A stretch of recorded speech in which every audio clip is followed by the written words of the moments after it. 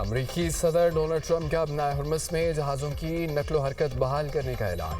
صدر ٹرمپ نے اقدام کو انسانی ہمدردی قرار دے دیا۔ سوشل میڈیا پر کہا کہ جہازوں کی محفوظ نقل و حرکت کے عمل پروجیکٹ فریڈم کا آغاز آج صبح سے ہوگا۔ متعدد ممالک نے درخواست کی ہے کہ ابنائے ہرمس میں پھنسے جہازوں کو محفوظ راستہ فراہم کیا جائے۔ غیر جانبدار ممالک کے جہازوں کو محفوظ راستہ فراہم کریں گے۔ یہ ان ممالک کے جہاز ہیں جو مشرق وسطیٰ میں حالیہ تنازع میں شامل نہیں ہیں۔ کئی جہاز خوراک اور ضروری سامان کی کمی کا شکار ہیں۔ امریکہ ایران کے ساتھ بہت مثبت بات چیت کر رہا ہے۔ ایران سے بات چیت کا یہ عمل سب کے لیے انتہائی مثبت ثابت ہو سکتا ہے۔ اگر کسی بھی طرح اس عمل میں مداخلت کی گئی تو اس سے نپٹا جائے گا۔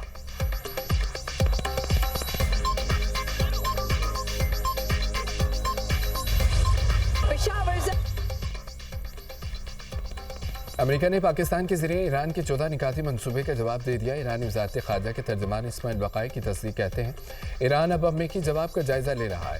ایران کا 14 نکاتی منصوبہ خاص طور پر جنگ کے خاتمے سے جڑا ہے۔ ایرانی نکات کے تحت اس مرحلے میں جوہری مذاکرات شامل نہیں ہیں۔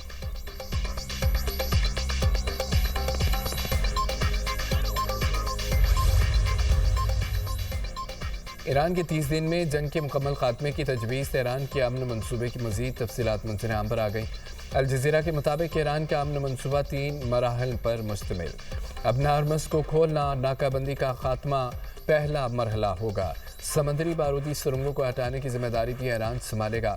اسرائیل سمیت تمام فریقین کے خلاف اور ان کی جانب سے حملے نہ کرنے کی ضمانت شامل ہے۔ دوسرے مرحلے میں ایران یورینیم افزودگی 3.6% کی سطح پر لائے گا۔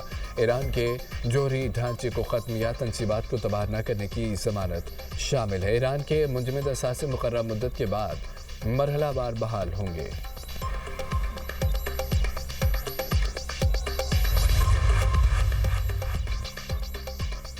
ایران کی سفارتی محاذ پر سرگرمیاں تیز۔ ایرانی وزیر خارجہ باسل اراغچی اور جرمن منصب میں ٹیلی فونک رابطہ۔ جرمنی کا ایران سے جوہری ہتھیاروں سے مکمل دستبردار ہونے کا مطالبہ۔ جرمن وزیر خارجہ نے کہا کہ مذاکرات کے ذریعے تنازعات کے حل کی حمایت کرتے ہیں۔ ایران کو فوری طور پر ابنائے ہرمس کو کھولنا چاہیے۔ اتحادی کے طور پر جرمنی اور امریکہ کا مقصد یہ ایک ہی ہے۔ ایران اور عمان کے وزیر خارجہ میں بھی ٹیلی فون پر رابطہ ہوا۔ علاقائی پیش رفت پر تفصیلی تبادلہ خیال۔ عباس اراغچی نے جنگ کے خاتمے کے لیے سفارتی کوششوں سے آگاہ کیا۔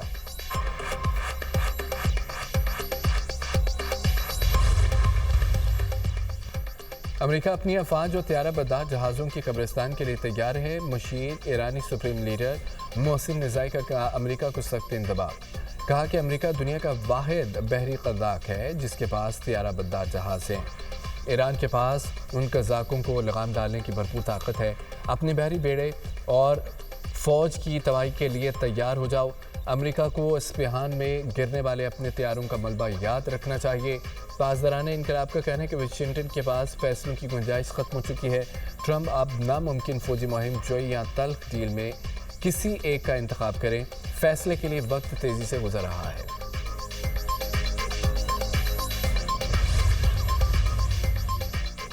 ابنائے ہرمس کی پوزیشن دوبارہ کبھی پہلے جیسی نہیں ہوگی۔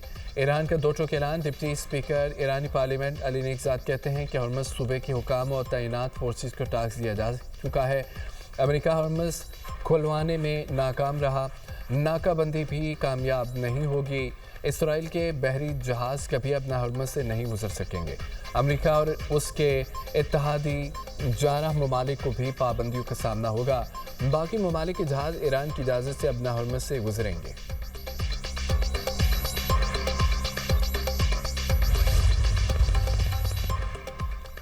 وزیر خارجہ اسحاق ڈار کی اردن کی منصب ایمن الصفدی سے ٹیلی فونک گفتگو ہوئی ہے۔ تمام فریقین کے درمیان تعمیری روابط کے فروغ کے لیے پاکستان کے عزم کا اعادہ۔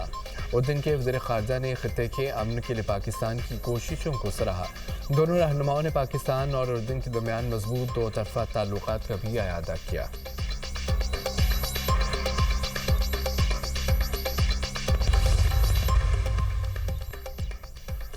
وزیراعظم شہباز شریف کی جاتی عمرہ میں مسلم لیگ نون کے صدر نواز شریف سے ملاقات۔ وزیر اعلیٰ پنجاب مریم نواز کی بھی شرکت۔ ملک کی مجموعی سیاسی صورتحال پر تبادلہ خیال۔ معاشی امور پر بھی تفصیلی بات چیت کی گئی۔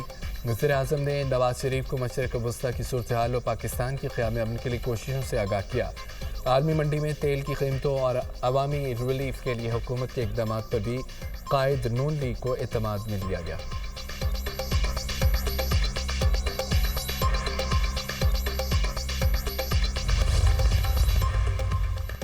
وزیر اعلیٰ پنجاب مریم نواز کی زیر صدارت خصوصی اجلاس فیصلہ آباد ماس ٹرانزٹ سسٹم پر پیش رفت کا جائزہ۔ مریم نواز نے تعمیراتی عمل تیز کرنے کی ہدایت کر دی۔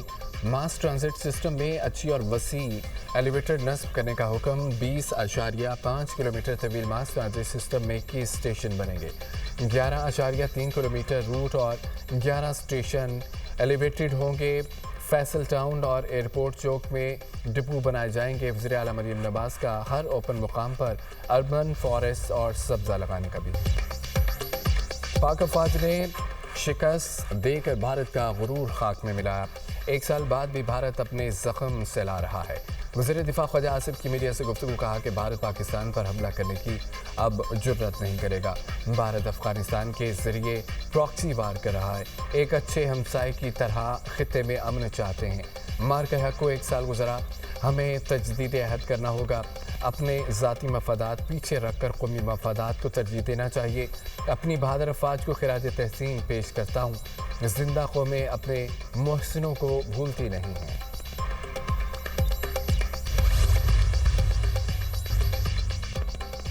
اوپیک پلس کے 7 رکن ملکوں کا جون سے تیل پیداوار میں اضافے کا اعلان۔ اوپیک پلس کے بیان میں کہا گیا ہے کہ یومیہ 1,88,000 بیرل پیداوار میں اضافے کا فیصلہ کیا ہے۔ سعودی عرب، روس، عراق، کویت، قازقستان، الجزائر، عمان نے تیل کی مارکیٹ کے استحکام کی عزم کا اعادہ کیا۔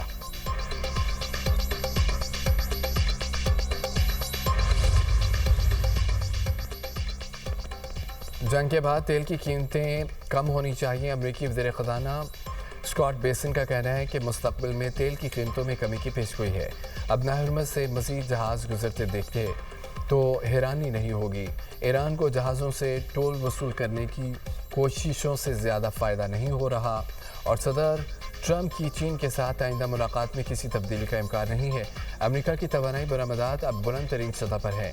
امریکی توانائی برآمدات کو صرف انفراسٹرکچر کی کمی روک رہی ہے۔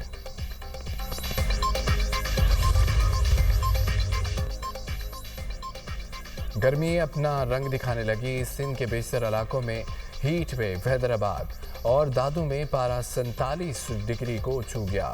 سکھر، جیگاب آباد، شہید بے نظیر اور موہنجو داڑو میں درجہ حرارت 46 degree centigrade record. Karachi میں رواں سال کا گرم ترین دن، پارہ 42 ڈگری، شدت 46 ڈگری سینٹی گریڈ جیسی محسوس ہوئی۔ شہر قائد میں آج بھی موسم شدید گرم رہنے کی پیشگوئی۔ درجہ حرارت 41 ڈگری تک جانے کی پیشگوئی۔ ملک کے دیگر حصوں میں بھی گرمی کا راج ہے۔ سبی اور تربت میں 46، کوادر میں 43 ڈگری تک گرمی پڑی۔ لاہور میں بارش کے باوجود درجہ حرارت 40 ڈگری تک پہنچ گیا۔ ساہیوال 43، ملتان، ڈی جی خان 41، اسلام آباد 37، پشاور میں 35 ڈگری ریکارڈ کیا گیا۔ بلائی خیبر پختونخوا، بلائی پنجاب، کشمیر، گلگت بلتستان میں چند مقامات پر بارش ہوئی۔